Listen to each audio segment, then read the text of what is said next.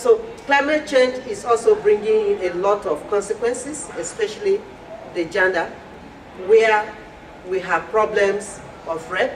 We also have the problems of water and sanitation where they are.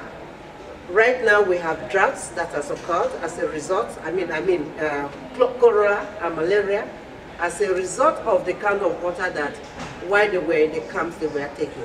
So it's a very serious challenge which all of us must be able to address.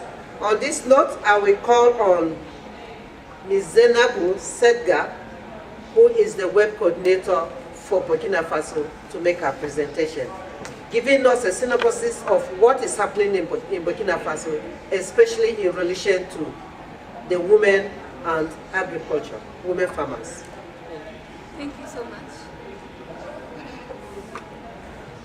So I'd like to just point out the plan of my presentation. I will talk about the context of Burkina Faso in climate change, the impact of human capital, women, and the impact of financial capital or resources, and at the last thing, the recommendation.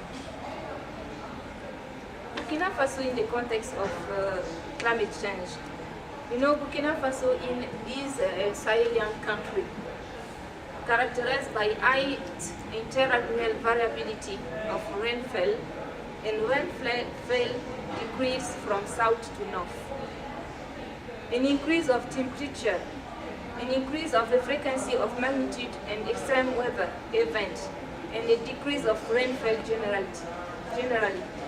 The sectors most vulnerable to climate change are and will be water, agriculture and forestry, with consequences on food security and national economy.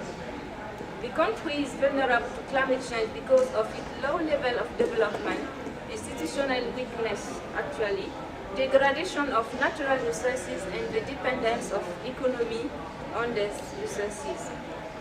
The country economy is based on agriculture, natural resources and livestock. 92% of the population is active in these sectors.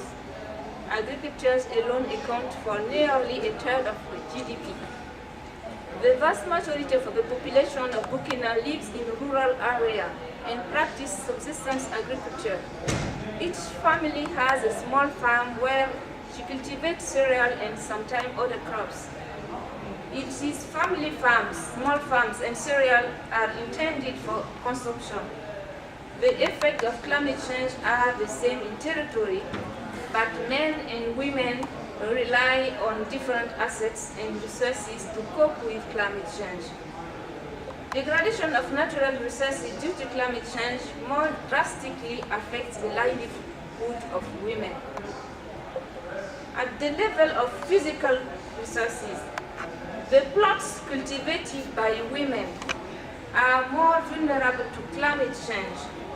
The land we till, in group or individually, are very often of poor quality land.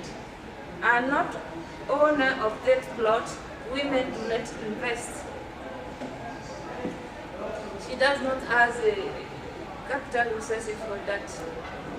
Effect on human capital. The main effect of climate change on the human capital of women is the increasing of the amount of work.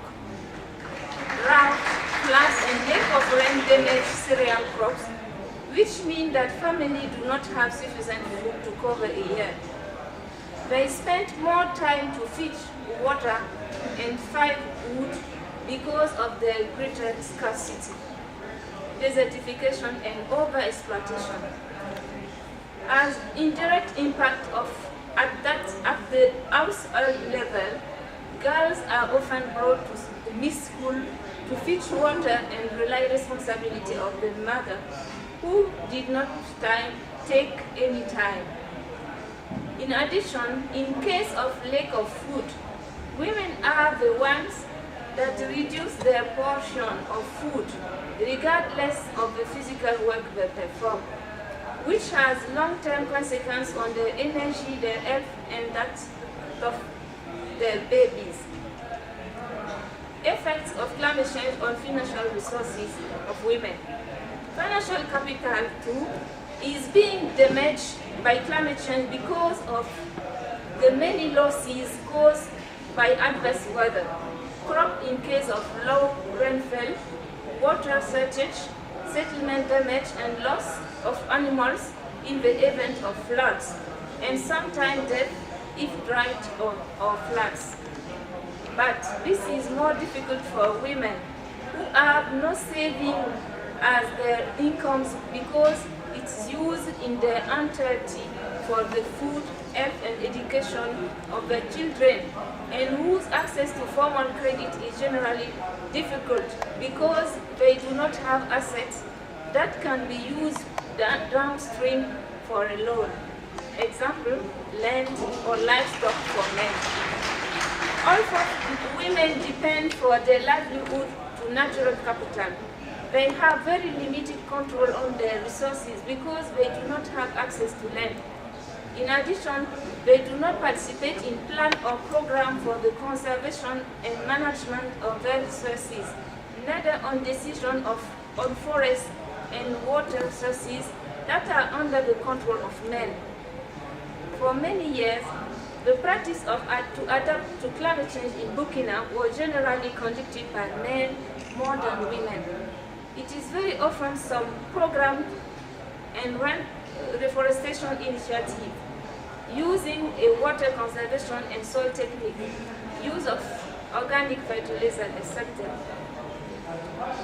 The analysis of adaptation projects working with women shows that they do not adopt the gender approach.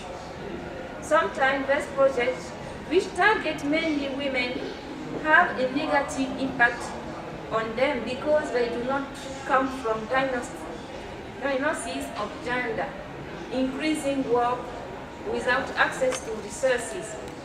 As a recommendation to institutional level, we ask to involve rural communities and especially women in the planning and implementation of initiatives in climate change adaptation plan and policy. Actually, in Burkina Faso, we are working on NAPAs and actually local governance of forests, but actually they trying to correct that thing, making some training for stakeholders in gender and climate change. Donc the things is changing positively actually. Develop campaign and dissemination to information on climate change and its effect for the rural population.